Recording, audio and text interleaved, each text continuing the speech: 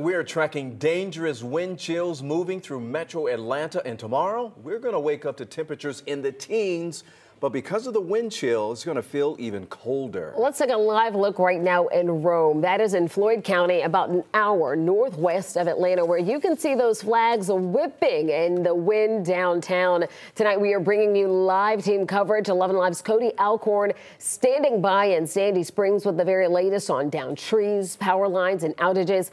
And our Teresa Bowles will walk you through how to stay warm safely. But first, let's get you over to our chief meteorologist, Chris Holcomb, with the latest on a wind chill advisory in place tonight. Chris? Yeah, and those temperatures are cold enough as they are right now. 20 degrees is our temperature in Atlanta. These aren't the wind chills. These are the actual temperatures. Take a closer look at those right now, and you can see what we're talking about with those temperatures that are in the teens on the north side. Right now in Marietta and Duluth, we're talking about 18 degrees. 14 is the temperature right now in Canton. And then when you factor in that wind, it feels a lot colder. It feels like 2 degrees in Canton and in Dalton. Here in Atlanta, it feels like it is 6 degrees with that wind, and those wind chills are only going to drop more during the overnight hours. We have that wind chill advisory in effect for all of North Georgia, Metro Atlanta, and even down into parts of Central Georgia.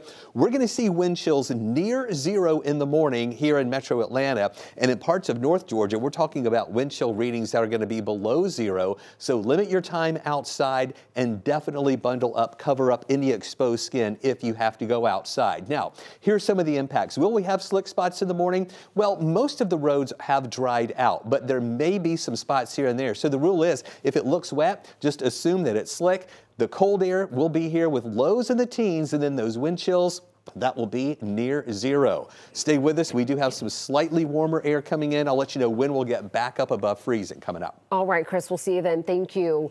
Well, right now, the demand for power is rising as temperatures drop and people look for ways to stay warm overnight. In fact, North Georgia EMC is projecting a record-breaking peak in demand, asking its customers to conserve energy through tomorrow morning. So here in Metro Atlanta, Georgia Power says it's not expecting any issues out there, but crews are on standby just in case the wind brings down some trees and power lines. 11 Live's Cody Alcorn joins us live now from Sandy Springs, where a large tree brought down several power lines. And Cody, these linemen are dealing with some brutal conditions out there. It is so cold.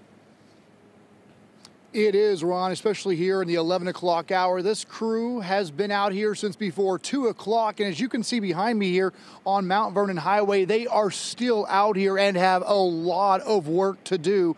Mount Vernon Highway is closed because, again, there are still multiple power poles down behind that white truck there.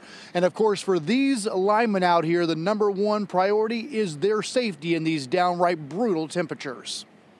Our linemen are working around the clock, and it is brutally cold. Georgia Power responding to this mess along Mount Vernon Highway near 285 on Tuesday. Our biggest concern right now is the high winds. A large tree bringing down lines that caused several power poles to snap between Glen Arrow Road and Whitner Drive, knocking customers offline, leaving them in the dark with no heat. Just to stay patient. The message from Georgia Power as their crews are working in temperatures reaching the low teens. We have to take care of our employees first before they can go out and restore the power. While at the same time, making sure their power plants like this one in McDonough stay online. They have put in a lot of work to ensure that the winterization, the preparation, and everything that we need is in place. Of course, also dealing with a spike in demand, as well as putting in the protocols to be here with the sites throughout the cold weather event. As many people return to school and work on Wednesday morning, Georgia Power reminding everyone to be safe, and if you do come across any downed lines. When power lines come down, they may still be energized. It's really important to stay away from any downed power lines.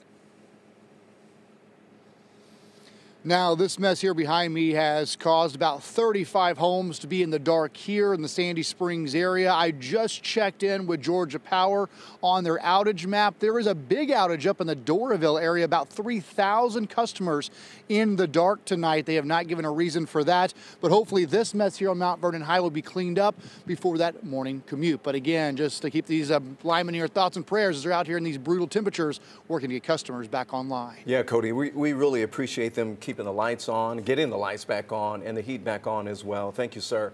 You know, tonight, Georgia's Department of Transportation is keeping a very close eye on the roadways. With temperatures so low, officials say any moisture on the road can freeze up. GDOT says that its roadside assistance crews are also very busy this week with all the calls. Typically, when it's this cold, most of the issues that we run into are dead batteries because the batteries just can't handle the cold. We also do come across a lot of flat tires. So, if your car breaks down during the cold weather, do yourself a favor. Prepare now. Experts recommend packing some blankets, gloves, and other winter clothing in your car. It's also a good idea to keep a first aid kit, flashlight, jumper cables on hand as well. Well, with those dangerous wind chills expected at the bus stop, many school districts will be on a 2-hour delay tomorrow. We have a list of those districts running for you across the bottom of your screen. You can also text the word delays to the phone number you see there on your screen, 404-885-7600. We will send you that link to the full list straight to your phone. Again, that is the word delays to 404-885-7600.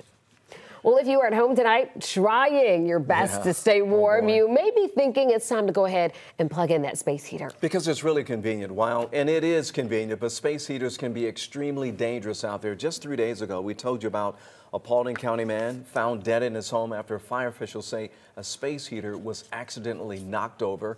11 Alive's Teresa Bowles picks up our team coverage tonight. She's in Cobb County, live in Smyrna. Now, Teresa, you spent some time with those firefighters to find out just how to use the space heaters safely. I did, Ron, and the U.S. Consumer Product Safety Commission estimates that more than 1,700 residential fires every year are connected to the use of space heaters. To prevent this, I learned what not to do. When it gets cold, putting on the heat can get expensive, so you may be thinking of grabbing a space heater. Use a reputable company when you purchase one. The biggest thing is making sure that it's been tested and inspected by UL. That stands for Underwriters Laboratory, meaning it passes the tip-over test, because if it doesn't, your risk of fire goes up.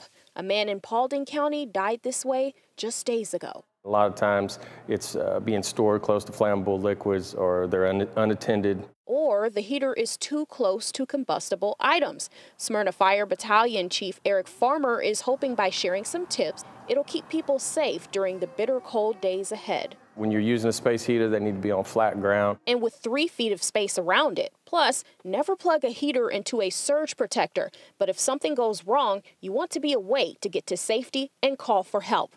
Don't go to sleep when you got your space heater running. Avoid using extension cords. Keeping them away from trip hazards, such as children, pets, and definitely obstructions. Smyrna Fire says it's prepared for an influx of weather-related calls, but they're hoping fires caused by space heaters won't be one of them. Keep them away from walls, away from corners. Nothing's draped on them because they do obviously get very hot, and we don't want that risk of fire to go up.